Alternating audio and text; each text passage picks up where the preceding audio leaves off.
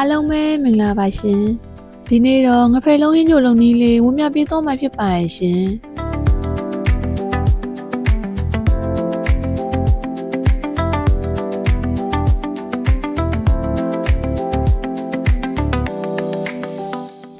အရင်ဆုံးကျမဆက်တဲ့ကိုငဖယ်20သားထည့်လိုက်ပါမယ်ရှင်ပြီးရင်လှိလိုက်ကျက်သွန်ပြူနဲ့ဂျင်းထည့်ပေးလိုက်ပါမယ်ရသာအတွက်စားနှဲငယ်ကျက်သားမုံနှဲငယ်တရားနှဲငယ်နဲ့နှက်တိမွေးနှဲငယ်ထည့်ပေးလိုက်ပါမယ်ရှင်ပြီးရင်အီးထုတ်ထုတ်လေးဖြစ်တော့အောင်ပြောင်းကုန်မုံထမင်းစားသုံးလုံးနဲ့ကျဲဥကားနှလုံးထည့်ပေးလိုက်ပါမယ်ရှင်ညှိနှဲလေးပြောက်တော့အောင်ငရုတ်ကောင်းနှဲငယ်ပါထည့်ပေးလိုက်ပါမယ်ရှင်အားလုံးထည့်ပြီးသွားပြီဆိုရင်ကြိတ်ပေးလိုက်ပါမယ်ရှင်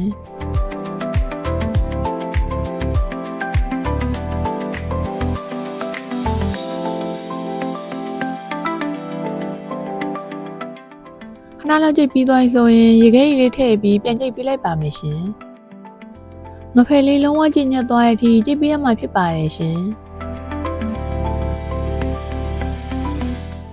ကြိတ်ပြီးသွားပြီဆိုရင်ဟင်းချိုချက်ဖို့အတွက်အိုးထဲကိုရေထည့်ပြီးပုတ်ပုတ်ဆူလာတဲ့အထိတည်ထားပေးလိုက်ပါမယ်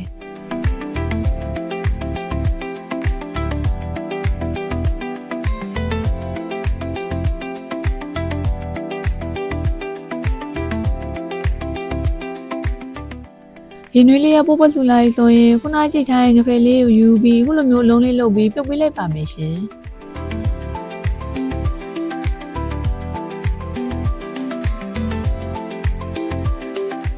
ငဖယ်လုံးလေးကြက်ပြီးခုလိုမျိုးနေထားရောက်ပြီးဆိုရင်ပဲငမြရဲ့ကျဲနဲ့ငယ်ကျက်သားမုံနဲ့ငယ်နဲ့စားနဲ့ငယ်ထည့်ပြီးမှုပေးလိုက်ပါမယ်ရှင်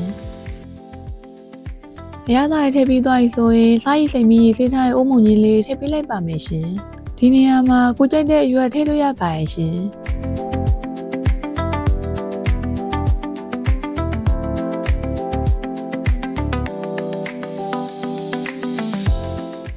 ထည့်ထားလိုက်တာပွက်လိုက်ဆိုရင်ရသားလေးမြည်ကြည့်လိုက်ပါမယ်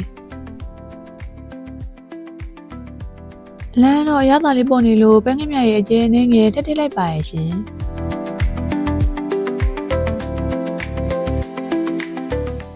နောက်ဆုံးနှလေးမွေးတော့အောင်ငရုတ်ကောင်းနဲ့ငယ်နဲ့စီကျက်နဲ့ငယ်ထည့်ပေးပြီးသွားပြီဆိုရင်မိဖို့ဘွားချလို့ရပါရဲ့ရှင်